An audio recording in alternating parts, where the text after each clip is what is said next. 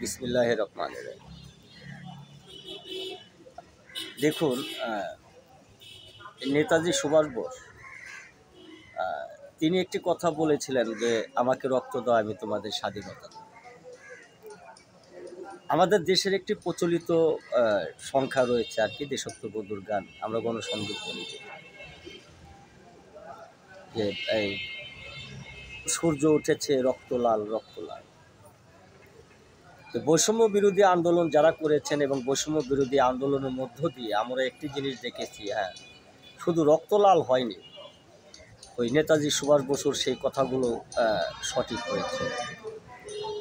কিন্তু যারা আজকে দেশ পরিচালনা করছেন, যারা সরকারে রয়েছেন, যারা সরকারের নীতি নির্ধারক রয়েছেন, জাতির সম্পদ তাদের রক্ষা করার কর্তব্য এবং রাষ্ট্রীয় সম্পদ রক্ষা করা তাদের কর্তব্য।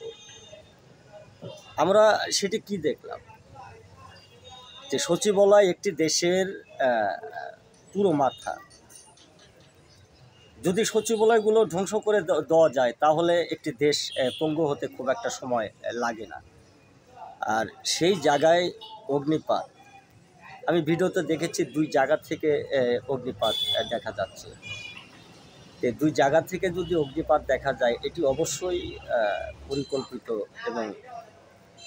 এবং পরিকল্পিতভাবেই হয়তো করা হয়েছে, যাতে করে বাঙালি জাতিকে চিরজীবনের মতো যাতে ধ্বংস করে দেওয়া যায়।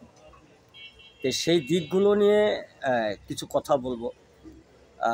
সংবাদে শুনলাম তারা তদন্ত কমিশন গঠন করবেন, তদন্ত করবেন। দেখুন, স্বৈর শাসন আমরা দেখেছি, স্বৈরাচার এবং এই ফ্যাসিবাদী সরকারকে দেখেছি, তারাও কিন্তু অসংখ্যবার সেই তদন্ত করেছেন। কিন্তু তদন্ত করে কি হয়েছে? এদেশের যারা আমলা, যারা বুর্জোয়া এবং যারা রাষ্ট্র পরিচালনা করে, সেই আমলাদের সাথে কিন্তু শেষ পর্যায়ে গিয়ে কিন্তু তারা একই সহমত পোষণ করেছে এবং জাতির উপর সেই আকাঙ্ক্ষা এবং জাতির যে আকাঙ্ক্ষা এবং সেগুলো কবর দিয়েছেন এবং জাতির যে ন্যায়সঙ্গত পাওনা সেগুলো কিন্তু প্রতিহত করার কিন্তু চেষ্টা করেছেন। আজকে হয়তো এই তদন্ত সেই পর্যায়ে যাবে কিনা এটি আসলে দেখার বিষয়। আর আমার যেটি মনে হয়, এখানে তদন্তের কোনো প্রয়োজন নেই। কেননা